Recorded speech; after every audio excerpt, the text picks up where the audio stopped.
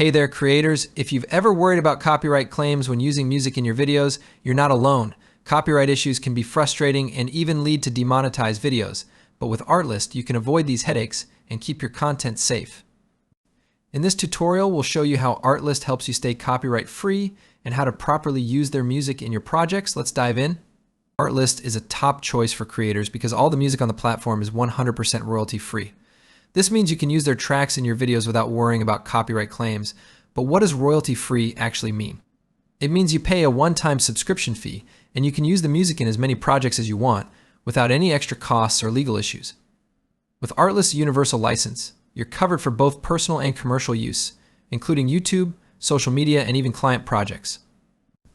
Let's walk through how to properly download and license a track from Artlist to avoid any copyright claims. First, find a track you like by using the search filters to explore different genres and moods. Once you've chosen your song, click Download. You'll notice that a licensed document automatically comes with your download. This is crucial because it's your proof of purchase and your key to preventing copyright issues. When you upload your video to YouTube, you might still receive an automatic copyright claim even if you've used music from Artlist. Don't panic, this is normal and easily fixable. Here's what to do. Go to the Content ID Claims section in your YouTube studio, select Dispute, and then choose I have permission or a license. Upload your Artlist license document as proof. The claim will usually be resolved in a few days. To prevent claims altogether, make sure you're logged into your Artlist account when downloading tracks and always use the licensed versions. Let's cover some common mistakes that can lead to copyright claims. First, avoid using tracks after your subscription has expired. Your license only covers downloads made while your subscription is active.